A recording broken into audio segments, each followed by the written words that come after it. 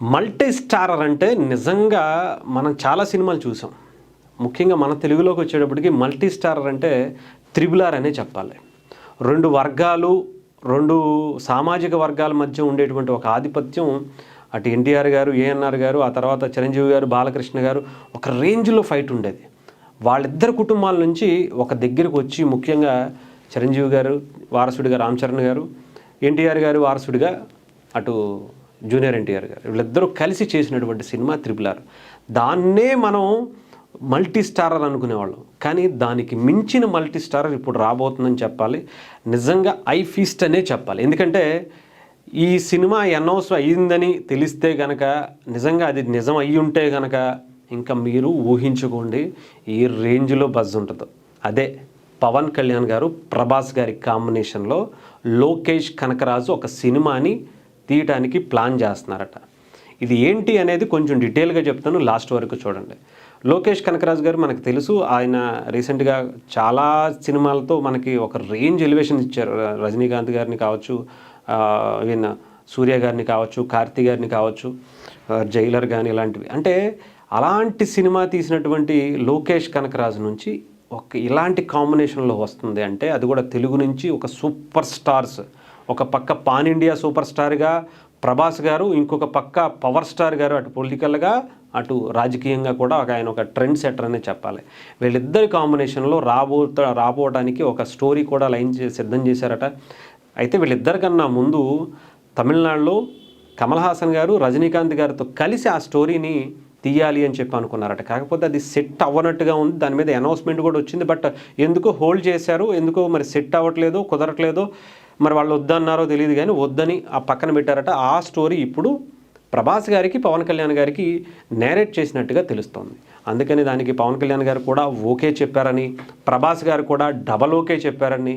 నిజంగా అది గనక ఓకే అయితే, ఇది సోషల్ మీడియాలో వస్తున్నటువంటి వార్త, నిజమైతే గనక మీరు ఊహించుకోండి. పవన్ కళ్యాణ్ గారి అభిమానుల్ని, మామూలుగా ఆయన సినిమా జస్ట్ అలా తెర మీద కనిపిస్తే అక్కడ ఓజీ సినిమా ఏమైపోయిందో మనం ఆలోచించుకోవసరం.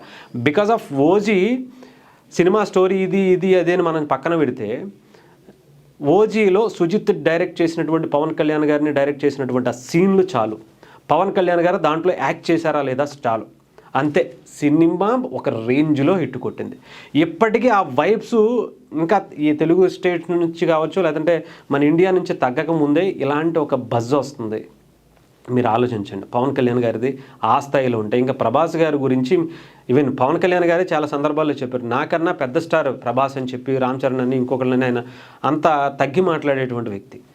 ప్రభాస్ గారి గురించి మనం చెప్పాల్సిన అవసరంలా. బాహుబలి కావచ్చు, అసలు సలార్ కావచ్చు, కలికి కావచ్చు, ఇంకా మీరు ఆలోచించండి, సాహో కానీ ఇంకొక రేంజ్లో ఇప్పటికే ఆయన ఒక రేంజ్కి వెళ్ళిపోయారు అంతే.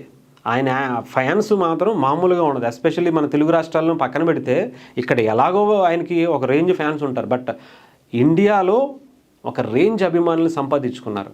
అలాంటి ఇద్దరు కాంబినేషన్లో మీరు ఊహించండి, లోకేష్ కనకరాజ్ అనేటువంటి ఒక డైరెక్టరు ఆయన తీసినటువంటి సినిమాల్ని మనం గుర్తుపెట్టుకుంటే కనుక, అలాంటి సినిమాల్లో ఇప్పుడు పవన్ కళ్యాణ్ గారిని ఓజీ తర్వాత మనకు ఒక ఆరా క్రియేట్ చేశారు. పైగా లోకేష్ కనకరాజ్ తీసేటువంటి సినిమాలో ఇద్దరు కూడా గ్యాంగ్స్టర్స్గానే ఉందట ఆ పాత్రలు కూడా.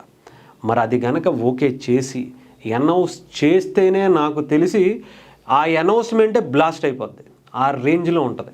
ఇంకా మనం ఎక్కువ దీని గురించి ఇప్పుడు చెప్పడం కన్నా, సినిమా గురించి కొంచెం బయటకు వస్తే ఇంకా ఆ రోజు ఉంటుంది. మనం మాటల్లో చెప్పలేం, కానీ నేను చెప్తున్నాను కదా, ఒక రేంజ్ ఇంపాక్ట్ ఆ సినిమాకి సంబంధించినటువంటి అనౌన్స్మెంట్ రోజునే ఒక రేంజ్లో ఉంటుంది. ఇప్పటికే సాంగ్స్ అనో ఇంకొకటనో ఇలా మనం చూసుకుంటాం. ఓజీకి సంబంధించి మీరు చూసారుగా, ఫస్ట్ వచ్చినటువంటి క్లిమ్స్ ఎలాంటి రికార్డు కొట్టిందో, తర్వాత వచ్చినటువంటి చిన్న చిన్న పార్ట్సే అలా కొట్టుకుంటూ వెళ్ళిపోయింది. అలాంటిది వీళ్ళిద్దరూ గ్యాంగ్స్టర్స్గా పవన్ కళ్యాణ్ గారు, ప్రభాస్, అసలు ఊహించుకోండి, అసలు ఆ థాటే ఎలా ఉందో ఆలోచించండి.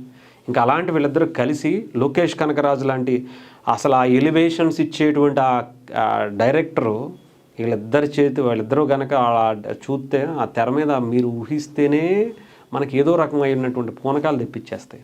అలాంటి పూనకాలు తెప్పించేటువంటి గ్యాంగ్స్టర్స్గా ఓజీని మనం ఇప్పటికే ఒకసారి ఒక గ్యాంగ్స్టర్గా చూసాం. ఈ దీంట్లో మళ్ళీ ఇంకో గ్యాంగ్స్టర్గా ప్రభాస్ గారు కనిపిస్తే ఇంకో ఊహించండి ఏ రేంజ్లో ఉంటుందో.